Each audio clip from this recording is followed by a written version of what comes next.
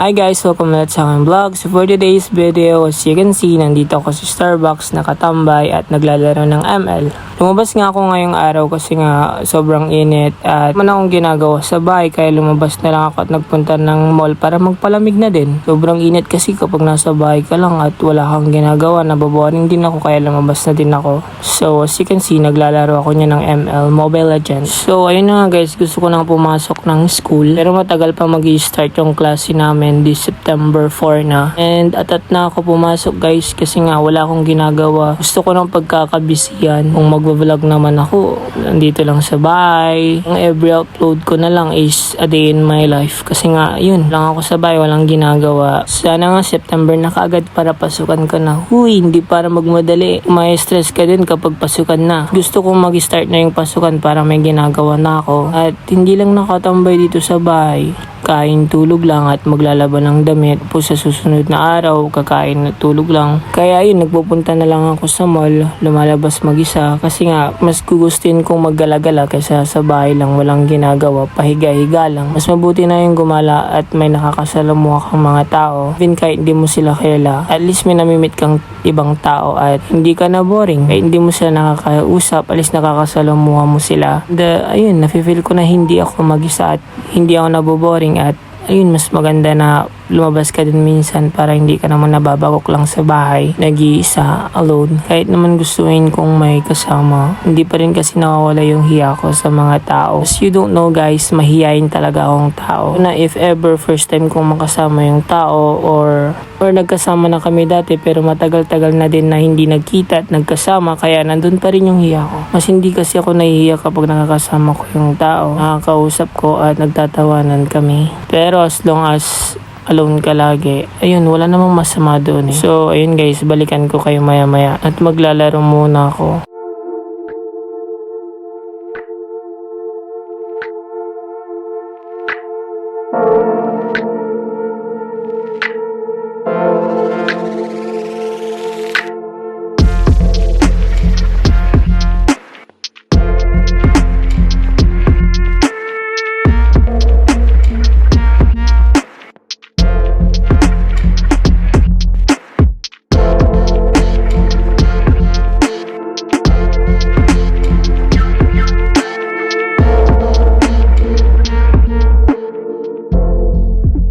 So, ito pala yung ininom ko at kinain ko sa Starbucks. So, ayun na nga guys, nagpunta muna ako ng CR para mag-fit check muna tayo. So, ayun, kakatapos ko lang mag-CR nyan. And syempre, magpapakita ko ulit sa inyo, baka na-miss nyo na kasi ako eh. Cherries! So, another fit check. So, ayun na nga, parang hindi naman fit check yung ginawa ko sa inyo. Parang nagpakita lang ako ulit sa inyo. So, pagkatapos ko mag-fit check sa inyo, ayun, lumabas na ako ng Starbucks. At nagpunta na ako dito sa may second floor. At naglibot-libot na din ako, guys. So, samahan nyo muna ako maglibot-libot dito sa may second floor ng SM.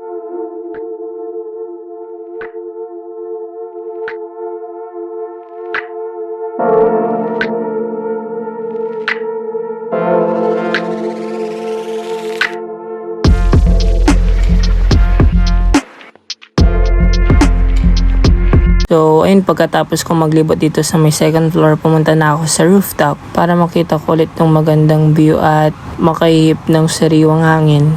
Okay ngayon dito hindi masyadong mainit dito sa taas. So, masisilayan ulit natin yung magandang view dito sa rooftop ng SM. So, ayun na nga, nakalabas na ako guys. Tanaw ko na nga yung magandang view. And finally, nakaihip ako ng sariwang hangin. So, ayun na nga guys, papunta na ako sa pinagtatambayan ko at medyo hiningal ako. Kaya napaupo na ako. So, ito ipapakita ko na ulit yung magandang view guys. Look at the sky.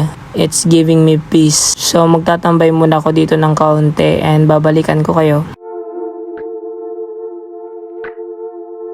So, ipapakita ko ulit tong view ko sa harap.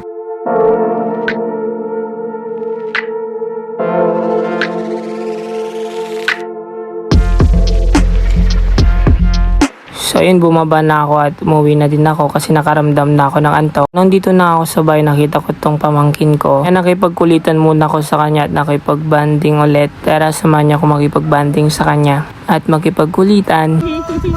Mag! Naku po.